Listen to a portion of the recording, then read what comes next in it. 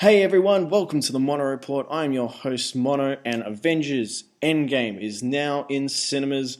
What a ride it is. Now, if you're listening to this podcast, this is a spoiler-filled podcast about the movie. If you have not seen Avengers Endgame yet, please turn this off. Go back, go see the film, then come back to this because you're going to get spoiled if you listen to any more of this. Today I'm joined by the very good friend of the show, Van, otherwise known as ImAFilmEditor on Twitter and all his social media handles. Van, how's it going? Are you excited to talk about Avengers Endgame? Oh man, it's finally here, dude. We've been this is like a decade coming. This was the number one hype of this year. I cannot wait to get into this, dude. We can finally talk about it. It's here, man. That was the first thing, as soon as I got to see it, the only thing I wanted to talk about was, of course, the spoilers, because no one's been able to talk about anything related to this movie, not the cast, not the directors. Everyone's been so tight-lipped about everything. It's even more of an extent than I think it was with Infinity War. I mean, Infinity War was pretty heavily had high security around it, but this, this is everything. You spoil this, you blow the whole pot. Like this, there's no. Oh yeah, I wrote my review yesterday, and man, I stated like twice in there that I cannot review this movie without talking about it. It's almost near impossible. And that was the thing that I found with this, as well as reviewing Infinity War. I was trying to do a non-spoiler review and trying to keep as sort of vague with things and details as possible. So, well, I was able to get a review out, but I'm like, well, you guys are going to go and see the movie anyway, so just come back for the spoiler review, which is what we're doing now, because this is where we can actually talk about details, because there's really... there are some big reveals that if someone had spoilt them before we'd seen the film, I don't know if we'd have been able to forgive them, because you've got the culmination of both our lead Avengers, one who we would argue is the leader of the Avengers, Captain America. We say goodbye to Captain America, and we say goodbye to the guy who started it all, and that's Iron Man. If we'd found that out before the movie came out, it completely ruins. Hashtag don't spoil the endgame. It would completely ruin your experience. So I'm glad, we've had a chance to go into it and experience it the way it was meant to be experienced, and just going completely blind. I'm just very grateful that we've been able to go through this without spoilers.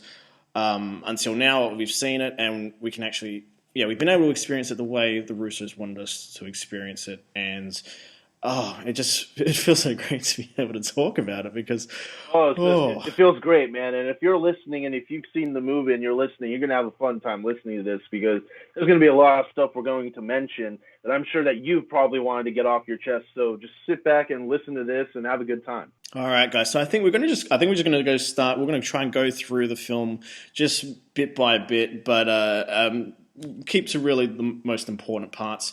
Obviously we start with probably the most shocking scene, but it was very really startling to watch, was Hawkeye losing his family at the very beginning. No sort of prior. The movie just starts with that. Which I thought was there was brutal. a lot of rumors that would actually take place, that would be the introduction, because we didn't see Hawkeye and Clint Barton in Avengers Infinity War, and all we remember is that he was on house arrest, and they actually show you a shot of his foot and how that's displayed there. And when he loses his family, you're like, you don't even see them dust, you just see the residue of the dust, and you're like, oh. And you're just seeing Hawkeye freaking out, which is just. We thought the end of Infinity War was brutal. This was just, what a way to start. It sets the tone and everything perfectly for what's just happened and what the first act of this movie is. But just what a raw way to kind of start it all. And to develop why he becomes Ronin. Which is, going down this completely very dark path. This is probably the darkest movie in the MCU to date. I think would be the best way to describe it, because compared to definitely the darkest, as in the darkest, most the darkest situations the characters could have been in. Absolutely, darkest in tone, and just a situation, all that. So really, following from that, going into but almost immediately jumping off from where Infinity War ended, which I think was great, because we want to know immediately what's happened. Because I mean, we'd heard about the time jump, and we'll get to the time jump, but just the fact, okay, we're going to immediately see what's happened, how people are sort of dealing with it. Getting that scene with Tony in the Milano, The Benatar, yeah. yeah, and all of so. I mean, we've have that's sort of the start of I guess the foreshadowing to what happens to Tony at the end of the movie. You know, we see him very sickly. You know, he almost dies there. And when he does make it back to Earth, he's extremely frail. You know, he collapses. I mean, he's exhausted. He's rescued by Captain Marvel. Captain Marvel, which I don't know. I think it's an easy way, I guess, to resolve Tony and Nebula being stuck in space. Because I guess it is, but I guess people with the already complex plot of the movie, I think they just wanted to get Tony back and reunited with everybody else. So I'm willing to let that go, especially with the fact that Captain Marvel was just introduced. It was good to see those two interact, and you know, like I said, the complexity of the plot allows Tony to reunite with the Avengers, and it's not a happy reunion because he still has a beef with Cap. He's still traumatized about what happened in Infinity War, and he lets himself go. He doesn't want to do anything about it. He's lost trust with everything. Yeah, and because I think maybe the reason it felt or it threw me off is because of the Captain Marvel post-credit scene, the very first one where Captain Marvel meets the Avengers and goes, "Where's Fury?" And we find out that's not actually in the movie. That's just and plus Cap had a beard at that moment, so it doesn't make sense continuity-wise. And then Marvel comes out and confirms, "Oh yeah, that we just shot that for hype." Yeah, so well, if you're one for continuity, maybe it might give you. It didn't bug me. At least it was a post-credit scene. You know what I mean? It was a post-credit scene. Maybe Well, this is the thing. Like this movie opens up a lot of possibilities, so maybe it was like an alternate version of that scene, ultimate universe, ultimate timeline version of that scene. Oh man, and we'll get into that. There's a lot to talk about and we'll definitely get into that stuff. So after that, we go straight to Thanos. He's destroyed all the Infinity Stones using the Infinity Stones, which is crazy. And they go, don't mess around. Immediately, I think the two most satisfying. I think, honestly, for me and my friend Michael, who saw the movie with me, this was the most satisfying way that Thanos went out in the film. Was seeing, okay, they went straight for the hands. He didn't mess around with that. He lost the hands. And then comes Thor. Or decapitates him. Dude. Decapitating him. Why'd you do that? He's like, see, I did go for the head. I went for the head. But then, you realize, he's actually shocked by that. And that's part of his whole arc for the movie, is him sort of dealing with the consequences over the last few movies. But also, reeling from how he reacted and how angry he was when he kills Which was Thanos. funny. It was supposed to be a dramatic moment in the theater, and it was, but it got a lot of laughs because it came out of nowhere. You were like, oh, shit. But it was so unexpected because I think we're used to, Marvel movies for the most part. They'll have, especially Phase 1 Marvel, it had its violence, right? But just seeing, a decapitation like that hasn't really been done to that extent, or at least I guess in the later, the Phase 3 movie, we haven't really seen that, like a decapitation or anything like that. It's earned at this point, though. You've spent the time with the characters, you've developed them enough to this dark point in their life where you could go makes sense. It doesn't feel forced. It's actually great character development. Yeah, and it's the perfect payoff if you just watched. A lot of us watched Infinity War before going into our Endgame screening. So if you've just come out of that, it's the perfect way to kind of jump straight into Endgame and go, all right, well, here, we're going to kill Thanos off in the first 10 minutes or so of the movie. I was just so glad for the premiere for my Avengers Endgame IMAX experience. I'm so glad that I did the double feature with Infinity War, ending with the snap, and just an hour later we watched Endgame. It was the perfect continuity to watch this one big story play out. You know what I mean? It was great to see the previous film right before the Endgame, right before each other. It made so much more of an impact that way. And I think when it hits Blu-ray, that's the only way to watch it. Yeah, and I'm actually looking forward. I'm sure someone on Reddit will put the two films together. Like they'll cut out the titles and they'll just do one supercut, 5.5 hour supercut of Infinity War and Endgame as one. That'd be amazing to watch. Just pop that in, and that'd be an Could you imagine? Extremely. Oh man! Like if you're and you don't have to cut anything out. That's the thing. You just have to transition to one movie into the other seamlessly. Yeah. So if you're someone who was complaining about having to go to the bathroom during the movie, I mean, wait till that 5.5 hour supercut is available. That'll be. Speaking of which, what I wanted to bring up about the bathroom thing real quick, dude, there were so many things in this movie where everyone was right. You don't want to go to the bathroom, but even when I had to go to the bathroom a couple of times, I didn't go because this thing had me so entranced. This movie had me so entranced. I didn't want to go. I didn't feel like I had to go. It was just it just keeps you in your seat, on the edge of your seat. And that's how I felt, because I felt. I know some people have felt a bit differently than I have, but I sort of said that I felt Endgame was a better paced movie than Infinity War was. Like it just kind of flowed a bit more. So I was kind of a bit more engaged, and I didn't really feel the need to run out to go to the bathroom. Oh man, it's a 3-hour movie at in its total runtime, and it feels in a weird way. I mean, Infinity War was about 2:48. This entire run time for Endgame was about 3 hours.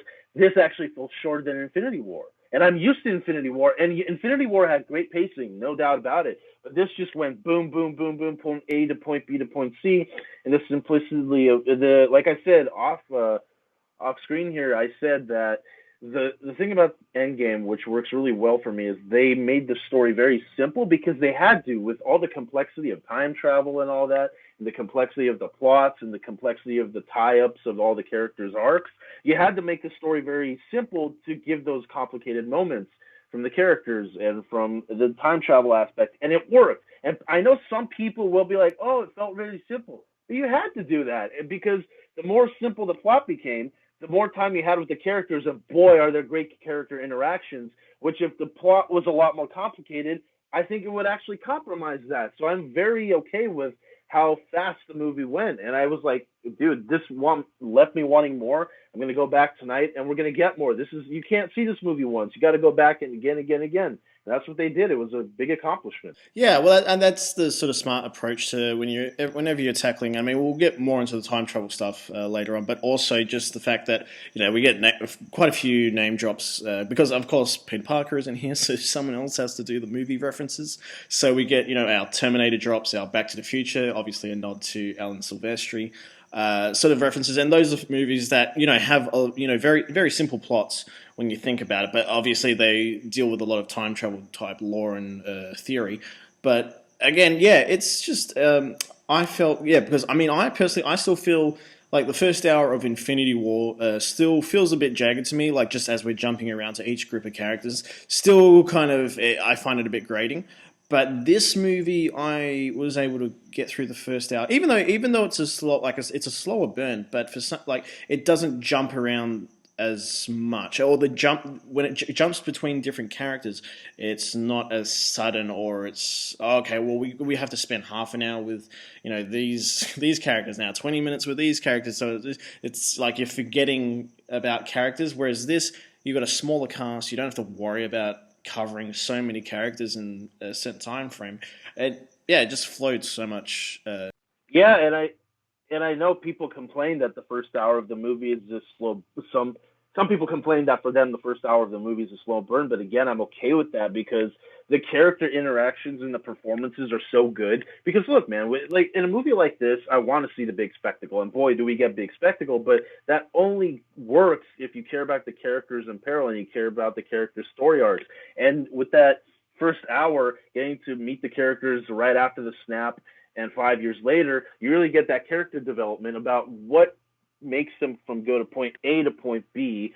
And I really feel like because the performances are so good and the character interactions and their stories are so good, it had me engaged. I don't think it was a slow burn at all. I think for me, the character interactions made the movie. I really do. And I think they did a tremendous job. Yeah. So I'll jump ahead. We had our 5-year gap, which a few of us sort of theorized would happen, and I think there were a few sort of leaks about that sort of story info coming out. We kind of knew there would be a time jump of sorts. Yeah, for the percussions of the snap that happened, Yeah, and I thought that was it was good to just see like how this world reacted to an apocalyptic event like the snap, and just having some time to really deal with it, because then we could understand the character's desperation when we finally get to see Scott Lang again, and he comes with this crazy theory of, well, there's this quantum realm, let's try this. And at that point, it's been 5 years, they're desperate for anything at all, because they've just been falling apart over the last few years. Finally giving them a bit of hope. Yeah, I mean, how horrific. He comes out of the quantum realm and he sees that everybody's missing. I mean, he finds his van in a storage unit. And shout out to Ken Jeong's cameo there, man. Like the security guard at the storage facility. But he comes out, and to see all the missing posters and how he goes to the memorials of the Dusted, and his name is on there. He's like, what? Because he's been trapped in there for 5 years in real time, but for him it was 5 hours. But to see his name on the memorial stone right there, you're like, and he's like, whoa, like something big must have happened where they think I'm dead. And he goes to the Avengers facility and it finds out exactly what it is. And again, talking about, how I want to give one small shout out to Joe Russo, man. That Joe Russo cameo at the council meeting, man, with Cap. Like, what great cameo! And the dude's a great actor. Like, he did a great job. I mean, they give him some extended dialogue. I'm like, this dude can act. Like, he's pretty good. Shout out to Joe Russo, man. Oh, absolutely. Anytime, and of course his daughter, who plays, was it Hawkeye's daughter in the movie? Yeah, what an extended cameo there. Huh? Oh, amazing! But that's the thing. Like, I mean, we have established that 5 hours in that quantum realm was equated to 5 years or something. So I'm sure that might bring into some maybe, I guess, discussions about what happened with Janet, the Wasp's mum, the original Wasp. How long she was in the quantum realm. Wasp, yeah. And Ant-Man the Wasp. She was trapped in the quantum realm, yeah. Yes, I'm sure that that bit of math there might throw some fans off eventually, because I don't think, I mean, she was trapped in there for 40 years or something. So I don't know how long that would have equated to, because I'm sure, for her in the quantum realm, I'm sure that's going to cause some discussion there, maybe, because. Yeah, but here's the thing, dude. I don't think even though this movie wraps up a lot of things, I don't think this is the end of the quantum realm, and this opens up even more doors. And I think in the future movies or what have you, we'll learn more about, because this movie had to do a lot, right? It had to explain the time travel story. It had to get them from point A to point B, collect stones so we can build our own gauntlet, reverse the snap. That was the simplicity of the big complex missions that they have to go on. And in this movie, I'm okay with that. I'm okay with the simplicity of what the quantum realm is. I'm sure in the future, when the quantum realm is dealt with again, we'll go into a lot more deeper facts about how it works. Because come on, man, you don't introduce something MacGuffin this incredible and be like, nah, it's old hat. No, this established that you can race against time and space against your villains or whatever objective you have in the quantum realm. And I think this is not the end of the quantum realm in the MCU, especially with Doctor Strange and a lot of other, the Eternals and all these new characters that are being brought on board. You can mesh all the cosmic and the quantum worlds together. And I think it's going to be a very interesting future as to what the quantum realm holds. There's no way it's the end of that. No, now especially it becomes so much more interesting, so that when Ant-Man 3 eventually comes around, the possibilities about where they can go with that movie, it's crazy. We can explore. I mean, we were sort of getting into like the cities and stuff and creatures that might live in there, but now that time travel is available, yeah. I mean, now that we know that time travel is capable with it and everything, that's for Ant-Man 3 whenever that happens. But just the fact that that's now established just opens the door to so many things for the future, and how other characters, like Doctor Strange, like you were saying, how he might access it in the future, or Captain Marvel herself. We had theories that the quantum realm was probably going to be involved in some way. I mean, a lot of people were thinking, they'll be able to get the Avengers would just get the Infinity Stones, but no, they've been destroyed, so they can't use them. We thought, they'll just do that. And I mean, that is the plan in the film, just to get those Infinity Stones back. But instead, now we have to go back in time to collect them. And of course, we had, of course, set photos taken and leaked onto the internet that sort of, I guess, kind of gave away a little bit of what might have happened. We knew about them going back to the original Avengers film. Where that was sort of we got to see the original six sort of in their original costumes. Captain America going back to his old costume from that film. Which again, I was saying off the podcast that for some reason I know a lot of people have complaints about how simple that suit was, but the shade of blue on the suit is a lot darker this time. It was great to see it, and it was great to see. I'm going to see the movie again tonight. I'm going to try to pick out, now that I've been immersed in the story, I know what the story is. Now I can go and pick out the details the second, third, and fourth time, and to look at that suit and go, wow, there's something really nostalgic about it, because Avengers 1 had established Captain America so well in the modern day. And I know people had problems with the suit, but I don't know. To me, it really worked this time for some reason. Maybe because the shade of blue is a lot darker, it looked a lot sleeker. And it could be just as simple as the nostalgia factor about, wow, this is Avengers 1, and what an incredible experience that was. And to bring these two plots together is pretty cool.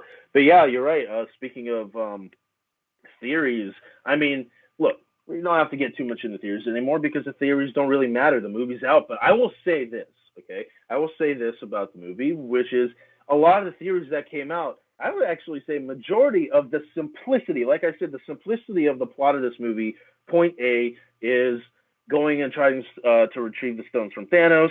They fail. Point B is them trying to go back in time to retrieve the stones. Point C is the final epic battle. The simplicity of the plot, majority of the theories were right. They go to try to stop Thanos. They can't. They get depressed. They have to go back in time, collect stones, and that leads to the battle. The theories that had to do with all that were basically correct, not as specific, but the initial plot of the movie was pretty much theorized correctly, and it was the very specific shock and twist and turn moments that people were far-fetched, but I digress. So, but what happens is they go back in time, like you said, they try to collect stones, and what a great way to go back in time to the movies, right? Yeah. And I love. We didn't know this was the thing. Morag, New York, Morag, Boromir. They had the dates of all the movies in there too, which was what a great, And New York was my favorite. And New York was great. And that's an interesting thing, because now, I mean, we know that Feige has deconfirmed sort of the time gap that Spider-Man Homecoming established, which threw everyone off by going 8 years later. And now this sort of gets the timeline, I guess, a bit more rooted in the reality that we've been kind of expecting these films, and just sort of helps the continuity a bit. So now we can kind of say to ourselves, okay, well, Spider-Man Homecoming, all right, great movie, but it fudged the timeline up, so it gave us a lot of headaches. But I mean, this is the thing, bringing time travel into this. I mean, there's a lot of time travel jargon that I know when I was watching the movie, a lot of people were getting confused. And I mean, but that's the thing, just trying to keep things as simple as possible, and trying to have just a straightforward plot. Okay, we need to get these Infinity Stones, but okay, Tony Stark and Bruce Banner and Ant-Man, they're going to be talking about all these quantum theories and everything that I know people, and even myself, there were a few times where I was really having to kind of listen to what they were saying, because it's all this sort of just quantum jargon that no one really knows. A lot of no one really knows. But again, the simplicity of the plot allows you to be like, okay, I didn't understand, but I get the point.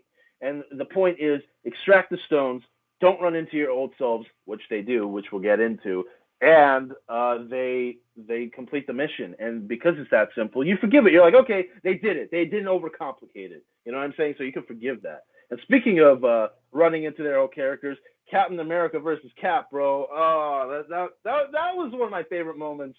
Sylvester reprising that old cue from Avengers 1 when Thor is fighting Iron Man on the cliffside in the forest.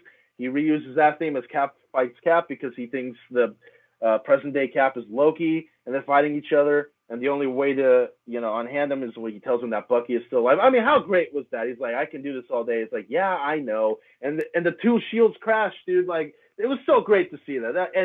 And not even great to see them fight. To see Captain America fighting Captain America with the same level of strength going at each other, and both of them struggling to keep up with one another. How How awesome was that, dude? Oh, that was fantastic. I mean, that was the best thing about this whole time travel thing is being able to see maybe characters that had died in the past, like Loki and the Ancient One coming back, and we're getting to meet them again, but also the chance for characters to run into their past selves. So we know that we're not following what's it, Back to the Future rules so much. Like, don't run into your past self.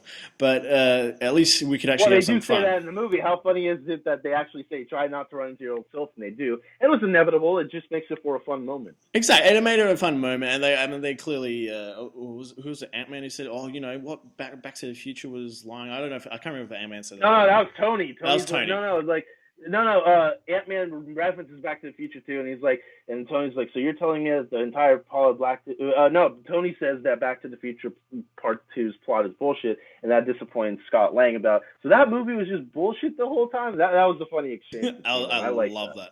But then we also, we got, I mean, more shout outs by getting to see a young Hank Pym, which is great when, the plot to get the Space Stone in New York falls through. So, Tony and Steve have to go back.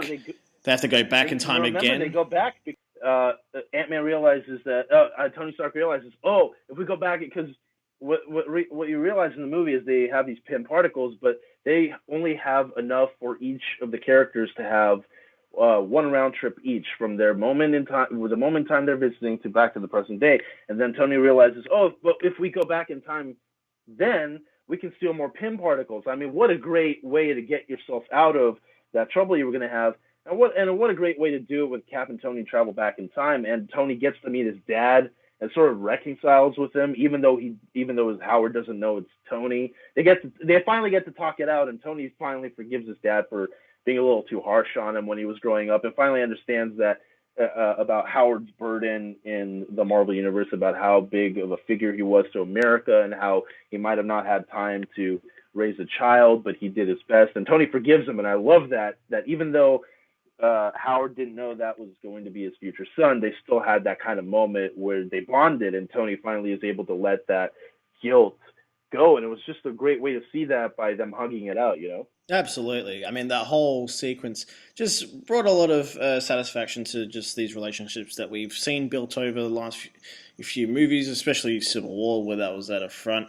We had got to see that little cameo, or a bit more, a bit of a cameo by Hayley Atwell, which she got to reprise as Peggy, and Steve gets to see her for a little bit.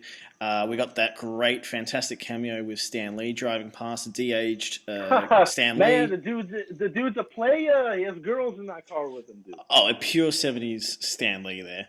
Oh man! But that was the thing. It was, the thing about the Pym particles. I mean, it was great that we got to see that bit of history in the MCU. Very convenient, obviously, convenient writing. Some convenient writing. Convenient writing, but it made sense though. Like that's what I'm saying. Like, it's convenient writing, but it actually makes sense that if Hank Pym's around then, and he's created the Pym particles, that is a logical way to get out of the situation they're in. And yes, it might be pretty simple and lazy writing to some people, but at the same time, I forgive it because it made sense. It exists. Let's go get it. There you go. And then without that moment, you don't get Tony reconciling with his father, Steve getting to see Peggy again, which starts to change his mind about certain things, about a certain thing that happens at the end of the movie. But it works, and I think it benefited more than it let down. Absolutely. And I mean, that's the thing. We've been building up. I mean, a lot of this movie is about, there's a lot of foreshadowing about what happens with Tony, especially in that Avengers 1 sequence where Tony has his past self has the heart attack. So, we get a bit more foreshadowing, but a lot of this is sort of building up, bringing closure to both Tony and, of course, Steve Rogers. But, I mean, it's probably a bit more at the front with Tony, I feel, in a few certain scenes where, we know, Tony isn't going out. Tony and Steve, they go out in different ways in this film, which...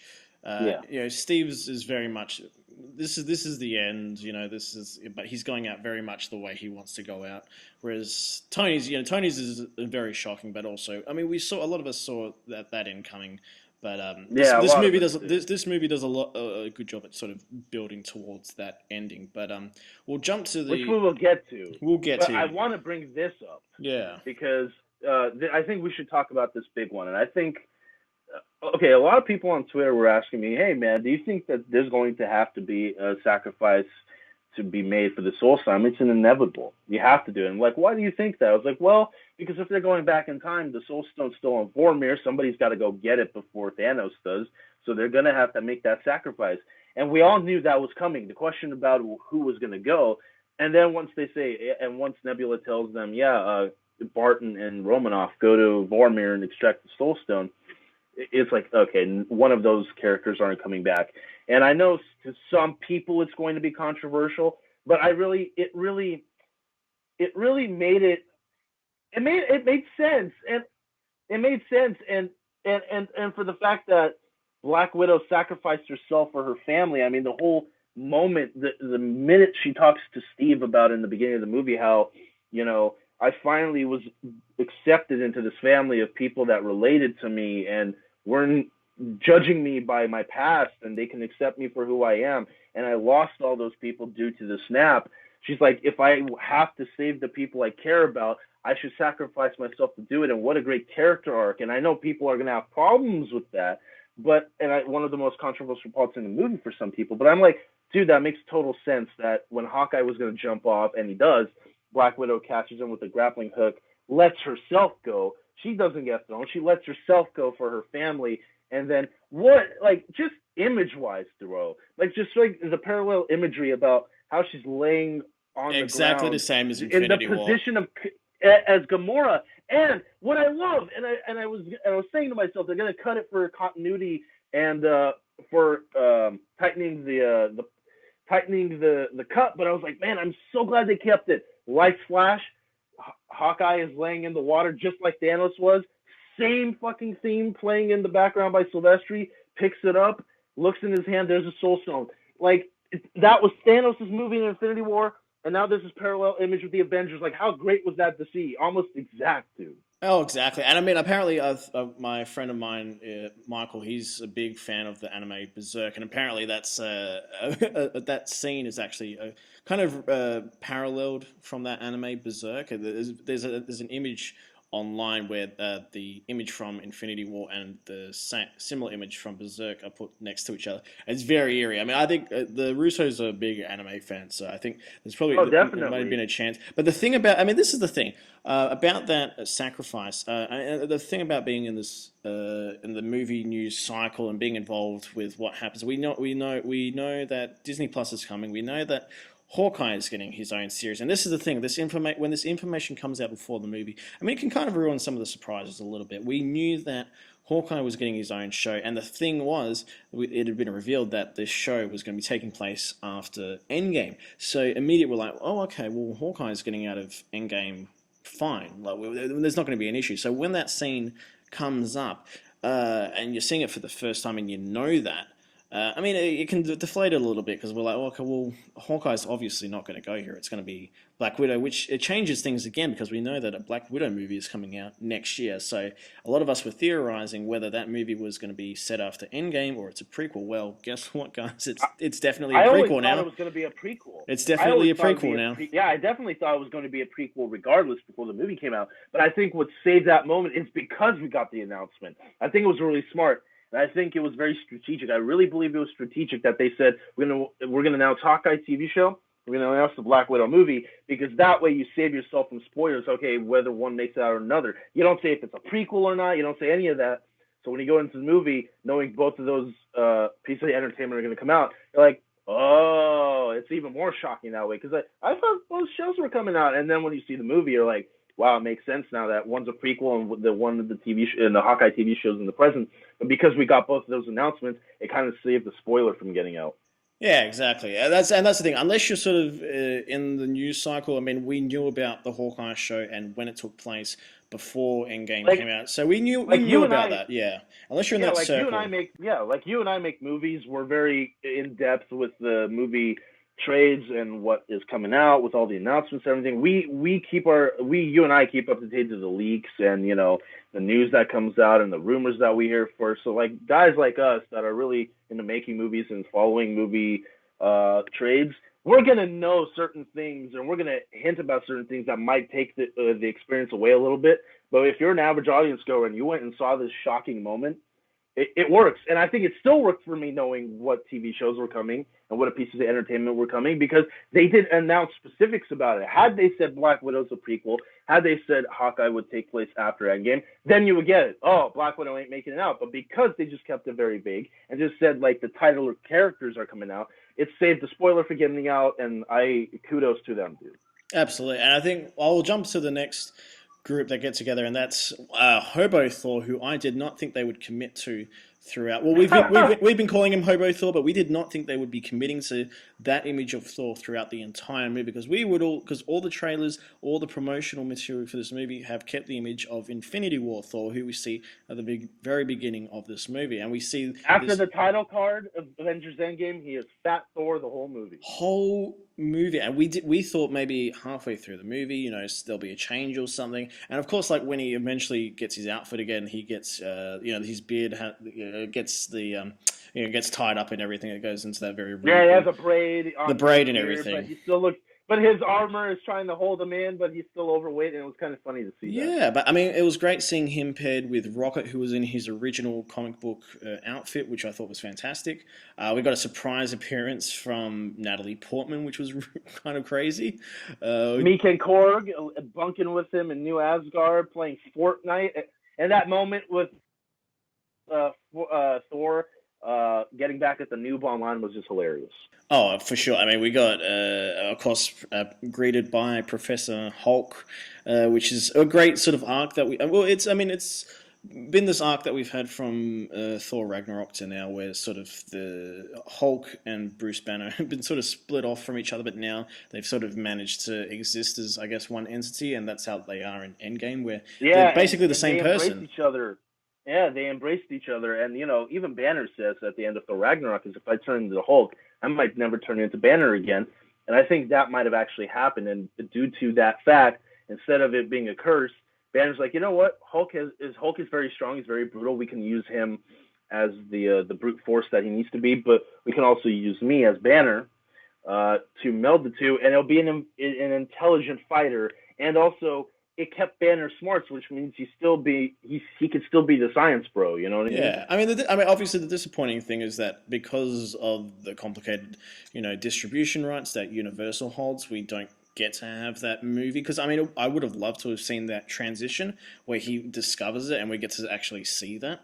So I mean, it's it feels a little bit, I guess, cheated that he's going to talk about it instead at the beginning of the movie and just go, oh yeah, this happened over the 5 years. But just as a fan, a fan of the Hulk and Mark Ruffalo's incarnation as Bruce Banner, I'd love to see a movie of them actually exploring and getting to the point where, okay, we can coexist as the same entity, which for me, I would love to see that movie, but I don't think we're going to get it until we're not going to get it. But resolved. I think that, we're not going to get it. But I think that what they have done is a great substitute, because Ruffalo even said, like, he went to, when he was making Thor Ragnarok, he went to Feige and Kevin Feige, and he's like, look, I know we can't get the distribution rights for a solo Hulk movie, but this is what I want to do. This, and this, and this. And Marvel's like, all right, you know what? We won't make a solo Hulk movie, but we'll take the ideas you have and we'll put it in the Ragnarok, Infinity War, and Endgame. What do you think? And they did it. So Hulk's solo movie is in a bigger plot with other characters. And if that's the compromise we're going to get, so be it. I mean, it was, yes, there could have been more time in a solo Hulk movie to flesh out the character, but I think they've done a really good job given the circumstances of what they had to do. Yeah, considering what we've had to work with, I think they've done probably the best job possible. Yeah, considering it's such a share of the characters' movies. And I want to talk about the Fat Thor thing for a second, because I see a lot of people complaining online about it. I'm going to skip a little bit to the end, not the epic and gargantuan. Yeah, okay. The whole arc of Thor in this movie, and it's been Thor's arc since Ragnarok, or even back to the Dark World, actually, is when Thor gives up the throne, he never said he doesn't want to protect the Nine Realms, but he said he doesn't want the burden of the throne because he knows that he'd rather be a good man than the great king. He's many times, you know, said, no, I do not want the throne. Father, I don't want the throne. At the end of this movie, he gives Valkyrie the throne. And yes, though Fat Thor being fat through the whole entire movie might turn some people off, it's a physical metaphor for the idea that they even say in the movie that Thor, he's come to the terms with, he doesn't want to be what other people want him to be. He wants to be who he wants to be. And that Thor we've seen from the end of Dark World through Ragnarok, through Infinity War to this, about this dude is a carefree, adventurous guy. I mean, this dude wants to do what he wants to do. And yes, when it comes down to saving the universe and kicking ass, he will always be there. But when he's by himself or hanging out with his friends, as we saw through the interactions with Rocket and everybody, that he wants to just be himself. He wants to be his own guy. A consultant to the Avengers, sort of how Tony was hired as a consultant at the end of Iron Man 2. And the Fast Thor represents a Thor that has come into his own. He's like, I just want to be carefree. I don't want the responsibility. There's somebody now, Valkyrie, who is a lot more akin and a lot more worthy of the throne than I am. And the big arc for him is accepting that that's not for him. The world that he was raised in and the world that he was brought up in, told that he would be a great king one day, it was never for him. He never wanted. At the end of the first Thor movie, he becomes he comes to his humility. He's given the throne. Thor 2, he learns the burden of that throne and why he's not necessarily worthy to have the throne. Gives it up. Ragnarok is a big other arc about him sort of coming into his own. And in Infinity War, he was thrust upon this impossible situation of Thanos murdering half of the Asgardians. And now in Endgame, he set up New Asgard, and the remaining Asgardians are, trying to live the life that they can possibly live in the best circumstance of which just happened after the snap. And Thor is sort of like, man, like I did it. I saved these people, and now I need to worry about what I need to worry about. And after they defeat Thanos at the end of the movie, what does Thor have left but to be his own guy? And I think the Fat Thor is a metaphor for him just transitioning into what he wants to do. He doesn't want the burden of what people rely on him, because he realized that he might not be as worthy as people thought he was to rule a kingdom. He just wants to be his own guy. And I think he just embraced the quote unquote, his obesity was also a metaphor for him coming into his own carefree. And I know a lot of people are going to be like, that's very selfish of him to give up the throne like that. That's not the Thor we had come to know. But dramatic events change people dramatically, and I think that was just Thor's dramatic change. He wanted to be his own person, and I think he's earned it with all the crap that he's been through. He can afford to bum around a little bit. And again, just because he bums around, if the world is in peril, and if the world needs him to join the Avengers to fight the good fight, he will be there. He will never turn down the responsibility to save the world. But on his off time, he wants to do whatever he wants from now on, and I think that was the metaphor, and I buy it, dude. It was all there. I know that was a long explanation, but if people had questions about it, I think that's the best answer I can give them. No, 100%. I think that they very much nailed it on the head. That he's been through all this trauma, and that this whole movie is really him being sort of in. I guess this whole movie is kind of therapy for him, like going through after having experienced so much trauma, losing his entire family and everything. So it's really nice. And the fact that it's really nice seeing his it was really nice seeing getting to meet his mother again and getting that sort of reconciliation, and that sort of helped him find his new family, which we find out is the Guardians of the Galaxy at the end of the movie. So he's got this new family now that he can sort of hang around a bit. And we'll find out. What did I tell you, dude? What did I tell you about a year ago that Thor is going to join the Guardians? Like, what did I tell you? And there it is. And you know what? Because of his newfound personality and because of the newfound way of how he interacted with them in Infinity War and how great that worked, Thor fits in the Guardians, dude. He just fits. And I mean, we'll find. I mean, we'll obviously find out when we get to Guardians 3, and if Thor 4 ends up happening as it seems to be. Yeah, they had Tessa Thompson We've had had some talked about talks, so we'll see if that sticks or if it's like a one time thing. But I mean, really exciting stuff there, and just there was a lot of good with Thor, even though some people might have an issue with the image. But yeah, a lot of good with Thor. But I'll jump ahead now to Nebula and Rhodes, who are the other pair. And Nebula, of course, is vital to this movie. Obviously, has the connection to her past self. Past self leaks footage because they're connected, and when they go into the past, pun intended. I wonder if that was literally like, yeah, that's our way of saying leaked footage. Leaked footage. There you go. And Thanos, from the past, he sees this leaked footage, and accidentally brings the Nebulas switch over. The Nebula from the past ends up taking the appearance of our Avengers. Present Nebula, and brings everyone into the future when everyone's collected all the Infinity Stones, and that, of course, leads to our major battle. I mean, the stuff with Nebula, I guess maybe was the weaker of the teams, I guess, that we got, because the Ant-Man, the Tony and Steve stuff. I mean, that's obviously the crux of the film. That's the heart and the most important stuff in the film. But also we had the Thor stuff, which was really great to see as well. But I guess so. They finally get all the stones, right?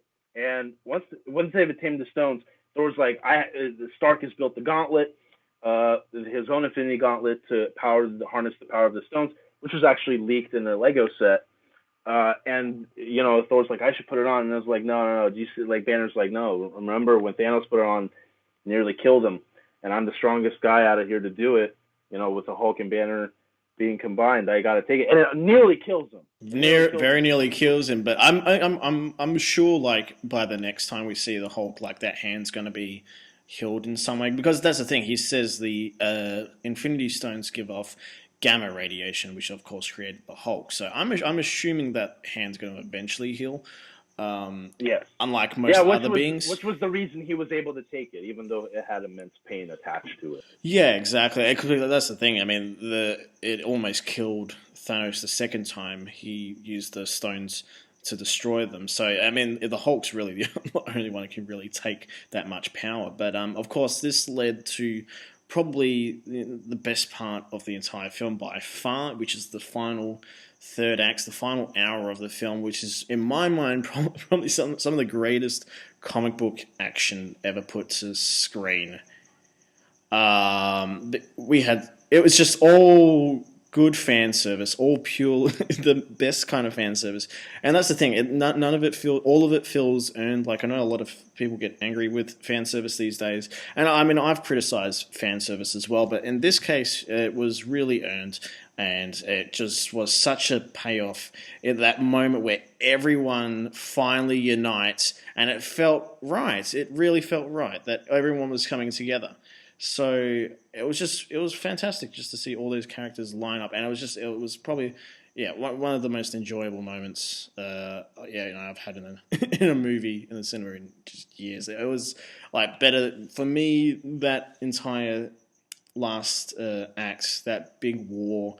It tops the battle in Wakanda at the end of Infinity War, because I mean, we've got Steve Rogers taking the hammer, finally being worthy, which we all had been hinted at. Finally says Avengers Assemble, just with the hammer, was teased way back in Age of Ultron, that little wiggle when trying to pick up the hammer, and finally, just getting to... And for me, for me and Michael, who saw the movie with me, I think the highlight for us was seeing Cap using Mjolnir. Oh, man, and he goes full whoop-ass on Thanos, dude. He throws the shield, and he throws the hammer, and creates the sonic boom effect, and it knocks Thanos back, and he actually uses lightning on him, bro. That's the thing. We didn't think... we thought, okay, well, lightning's purely... Thor's the god of thunder, so that's his. But no, Cap can get lightning as well, which is just crazy. So right before the battle, Hulk does the snap, and then Barton gets a call from his wife, and then you see that all the returning characters are coming back, and then as Cap's shield gets broken in half, you hear Sam Wilson goes, "On your left," and all the characters start walking out. Black Panther comes back with Okoye and his army from Wakanda. Doctor Strange opens millions of these portals. All of the surviving characters come back. Valkyrie is leading the Valkyrie from Asgard. All this cool stuff, and everybody in the Marvel universe. I remember, shout out to Frosty from Collider, where he was interviewing Josh Brolin before they shot the two movies, and Josh Brolin said, "Yeah, there's going to be a moment in this movie where it's me on one side and everybody from the MCU on the other." And we were like, "Okay, we're gonna get that Infinity War," and we sort of did. But like when you talk about everybody you've seen is on one side and Thanos and his army on the other, and it's just. And remember when they compared this to Return of the King with this final battle? Boy, is this a Return of the King kind of battle. Oh, absolutely. Like, this is like, I mean, because I was thinking like, you know, the third act of Aquaman, right? When everyone was thinking like, oh, you know, the third act of Aquaman is insane. But I mean, this is different. You know, it was epic, but it just had so much emotional weight to it, where it's just, this is what every film has been, 22 films have been building up to, and getting to see all these characters side by side, all fighting each other, you know, getting to see all of the, you know, the Sorcerer Supreme, you know, all different sorcerers from Doctor Strange's universe. Everyone from Wakanda was there, you know, all these aliens coming around. And just seeing everyone side by side was just crazy. It was just... And Tony Stark being reunited with Peter Parker, that embrace they give each other is pretty damn emotional, dude. Because Tony isn't usually the one that goes in for the hugs, because he's always the one who's like rejecting it, because he's like, yeah, I don't do that. But this is the first time he comes in for it himself. He doesn't even say anything. Well, that's the thing. We know Doctor Strange says he tells everyone that it's been 5 years has passed, because, you know, obviously Doctor Strange knows what's happening. He predicted this back in Infinity War, or he saw it all. So and I'm glad they mentioned it. I'm glad that Tony mentioned, yeah, you saw all that stuff and you said that there's only one way we win, and I hope you're right. I'm glad they brought that one line in just to cement it all. Absolutely, because I mean, obviously that's going to bring into question, you know, when we get Far From Home, because of course we see Ned and everyone back at the school towards the end of the film. Everyone's come back, and we're assuming like Ned's been snapped. I want to see if you noticed the shout out to that moment where Peter goes back to school.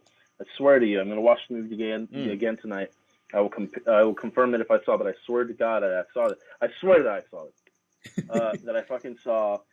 Talos is one of the teachers in the background. Okay. And it was Ben Mendelsohn at the door. I swear to you. I'll have to keep an eye out for that, because I have no idea. But I'm definitely I'm really interested to see that now. Yeah, when he and Ned embrace, look behind them at the door.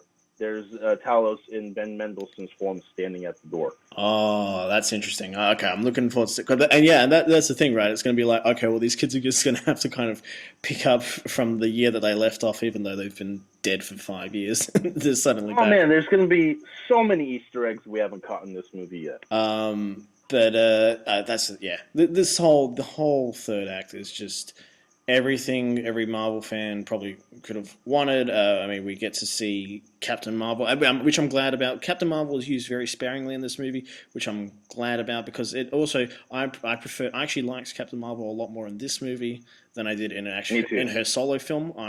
I think I can say that safely. And that seems to be the initial reaction from everybody, and I agree. And I enjoyed the haircut. It matches a lot more to the original comics. And this is the thing. I think we're going to see more and more whenever Captain Marvel comes back for any of these team-up films. She's going to be kind of treated a bit like Superman, I think, because... yeah, you know, obviously she's this very powerful character, but we got to use her like as a last resort kind of thing. And it's kind of, you know, same sort of situation as, you know, like the end of Justice League, right, where Superman comes in at the very end and just whoops ass, right? And then it's like, well, it's the same with Captain Marvel. He's like, okay, well, let's get her back when we absolutely need her. And and she's gonna, you know, destroy Thanos' ship. So let's just go. I'll go with this. Okay. We knew it was. I think a lot of us saw it coming. You know, Tony Stark makes the ultimate sacrifice, uses the Infinity Stones.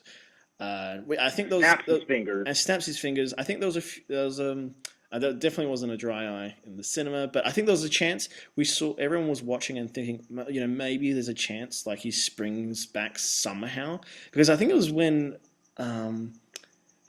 Pepper And because I didn't quite, it didn't quite click when she said it, but it was when she was going, it's going to be okay. And I was sort of thinking when she said that, she's come up with something to save Tony. But no, she was sort of saying, her life's going to be okay. He's allowed. Yeah, he's allowed everybody's to life die. is going to be okay. Because let's be quite honest here, dude. Tony's immortal, and look, if Banner had reactions to snapping his fingers, and if Thanos had reactions to snapping his fingers, Tony's immortal. So he's never going to.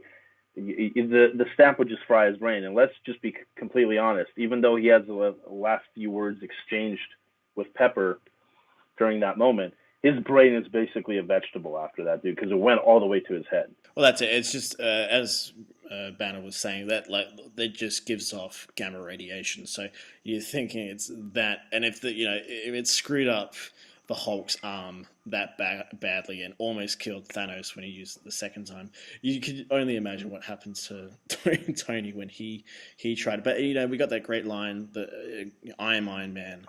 I am Iron Man. Just cements the whole decade of what happened. Dude. Just that's the Infinity Saga right there, and it was just. But I want to say this about it, right? This is how I say it. And a lot of people might be confused as to why it was necessary, not only because of the story and how it deals with the first Avengers movie when Cap tells Tony, you're not the one to make the sacrifice play to lay down on the wire and let the other guy crawl over you. That arc has come to fruition when he finally makes the sacrifice play and lays his life down for everybody else. He does that, of course. But in the beginning of Endgame, Tony's trying to move on, and he has a family. He has a daughter. They're living in a lakeside hut, right? But the thing about it is he's trying to move on, but as we've seen movie to movie to movie to movie, Tony Stark is he's a futurist, and he believes that whatever he can do to save the world, he will try to do. Hence, he creates Ultron, creates a catastrophe there, signs the Sokovia Accords, thinking it might make the world, or at least the world's perception of the Avengers better. It doesn't. It splits the family apart. Fights Thanos on Titan, loses. Let's just completely accept the fact that this dude is incapable of change. He grows as a character, but his impulsiveness and his desire to make the world will never change. And that's his curse. And as long as he was alive, he was always going to be impulsive. He was always going to try to make the world a better place. Especially now that he had a family, he was going to try to keep his daughter and his Pepper safe as much as he could to the best of his ability. So finally, with him and his death finally gives him the way out. Like Pepper actually tells him before he actually dies that he tells him that you can finally rest now. Like the dude was never going to, Tony Stark was incapable of ever, slowing down and having a normal life. He was never going to have a normal life. As much as he wanted, and as much as he had a child, and as much as he tried to settle down and have a family, Tony Stark was always incapable of settling down because his legacy and what he has to do for the world was always a burden on his shoulders, no matter what. And with his death, he finally gets to lay his life down for the other people, make that sacrifice play. But finally, as sad as it is to lose the guy that started it all, of course, it's finally the rest that he probably deserves after all that's went down. No, exactly. It's all that anxiety that he had way back in Iron Man 3, and him having Thanos in his head basically all these years, finally being able to put that to rest. It was really kind of the close.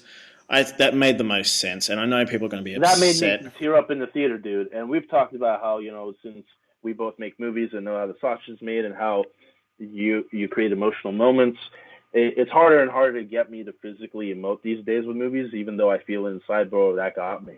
And this is the guy. And this is the thing. I genuinely think. The performances were outstanding throughout the whole movie, but I know the Academy will snuff it, but just for that moment, I would love to see Robert Downey Jr. nominated for an Oscar. Just acknowledge, because I know they look down upon it being a superhero film, so they're gonna snub him. But I would love to see them step up and acknowledge, because that end scene of him dying is probably the most powerful moment. Powerful moment. Yeah. Yeah, this is the moment. Like, as sad as that was, I mean, this is gonna fly. If you're just a casual fan that doesn't keep in depth with all the Marvel references, this might fly past your head. But if I may remind everybody that's listening, man, like if that wasn't sad enough, and to see everybody, all the Avengers and all the heroes, they're paying their respects at the end at the lake, when Happy's hanging out with his daughter, with Tony's daughter, and asks if she's hungry, Oh, that and was asks brutal. what she would like to eat, and she says cheeseburgers, and he says, your dad used to like cheese. Your dad used to love cheeseburgers. I mean, that just got me, because Yeah, that was brutal. what's the first thing Tony wants when he's rescued from Afghanistan, dude? He says, I want an American cheeseburger. Like they tie it up so well, and why does Happy get to say it? Because he's the one who told Happy to go and get him a cheeseburger. Like, it's just so, it ties up the narrative lines so well, the narrative character art it got me so bad, dude. Like, it was heart wrenching. It was heart wrenching. It was just that it was Happy saying that to Tony's story and that now, got me. And now we know, from what we can tell from the Far From Home teaser, that Happy is going to indeed try to. It seems like Happy is going to try to watch out for Peter Parker, look after him, or at least give him some advice, because not only has Happy grown accustomed and fond of this kid, he's trying to, live up to Tony. He doesn't want to let him down. Yeah, which is another thing. I mean, I that's the thing. Like, a lot of people sort of assumed, and I felt the same. The Spider-Man Far From Home trailer kind of hinting that Tony has died, and now that we've seen the film and you can watch that trailer again, and you can make it out for yourself. But that trailer kind of strongly hints that Tony did die, and that's, I guess that's, again, one of these things being, even the check to Stark Relief Foundation. And that's the thing. It's those things, being outside of these things that get released before the movie, kind of spoiling, like giving those hints, or kind of spoiling some moments. It's like, okay, I know, Spider-Man Far From Home, it's marketed by a different company. It's marketed by Sony, so Marvel have no say in what happens. But it's still, it's a little bitter, right? It's just that knowing that they kind of gave that away in a way. It's a little. But we'll move on. They task Steve Rogers to go back in time, because when they go back to the Battle of New York, Banner has a moment where the Ancient One tells him, "Look, I'm not going to give you this time stone, because if I give you the time stone, and even if I give you the time stone for the greater good, you're going to create alternate dimensions by events that you'll create by splitting up the Infinity Stones from their own timelines." And he's like, no, we'll return them, I promise. And that's why she's Relentless gives it up to him. And then they task Steve Rogers to go back in time to put the Infinity Stones back. So they load up the quantum realm with the machine. Banner says, okay, we'll see you in 10 seconds. He switches it on. Steve disappears. They're counting down for Steve to come back. He doesn't. They think it's broken. And then Bucky sees an old man sitting at. Oh man, he sees the big twist. The big twist. And this is the moment. This is the moment that I think it's. I mean, I've already seen people kind of divisive on it, but I understand. I think it would have been divisive either way. But what happens is, we find out that Steve went back in time and he's decided to live a life with Peggy Carter, the life that he originally wanted. He gets that final dance with her, gets to have that dance with her that he promised, and they live a life together, which is very interesting. So I'm kind of interested to see if they actually did have a family, if there were kids and whatnot. Well, here's the interesting part, right? Because when he gives Sam Wilson the shield, and obviously it's starting to plant the seeds that at some point Falcon will become Captain America in present day. But I was talking to a couple of people at the premiere last night and at the press screening that, like with the whole quantum realm stuff that we mentioned, right? Now, obviously they don't want to mess up the timeline even more. Obviously, Steve having his ending in the 40s with Peggy is a great close for his character. He finally gets to live the life that he wants.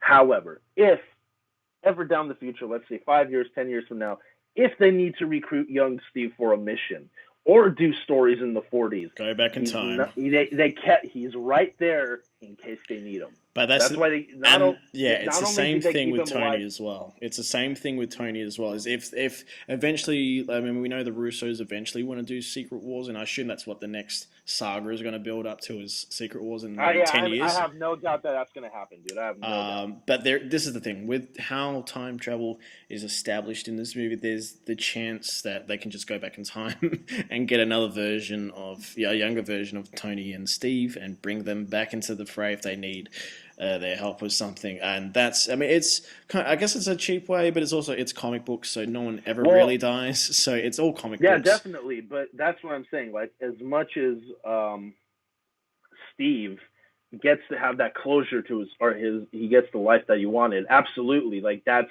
the close for his story. But let's just think as filmmakers for a second, as you and I, like, strategically, you keep Steve there, and if you want to do another story, it makes sense. If you need to recruit a young Steve from the past, he's there, and it makes total sense. Yeah, I mean, it brings a close to, you know, the characters, the versions of Tony and Steve that we knew, but yeah, again, there's always that Deus Ex version of them that could always come back out of nowhere. And I'm sure he knows that, and I'm sure it's in the back of his mind that at some point somebody might come knocking at his door. But at least he's lived that life, and because that's the thing, everything is still will happen. There's a few guys were talking about, they're thinking, oh, well, does that mean that he never became Captain America? It's like, well, no, actually. Like, you've got to think that by the time he comes back and he meets Sam and Bucky on that park bench and gives Sam the shield, Steve Rogers is about nearly 200 years old at that point. He's basically lived two lives. You know, I mean, what's the great callback to Winter Soldier when they're dancing at the house in the 40s, and they're dancing, and it's the same song that plays on the record where Fury is hiding out in Steve's apartment in Winter Soldier. The exact same song, dude. That's great. And again, I know people are going to have some issues with, and I've already, as I was saying, I've already seen it. You know, Sam getting the shield instead of Bucky. But that's the thing I was saying, is that it would have been divisive if Bucky had gotten it and Sam didn't. Like, you can't please everyone. You can't please everyone. And the way I see it, and the logical way I see it, is even though the Wakandans cleared Bucky for most of cleared Bucky's Winter Soldier mind setting, if you will, for the most part, you never know if the dude will still crack, because we don't know what he seems to be okay, but we don't know if there's a sliver of Winter Soldier still in there.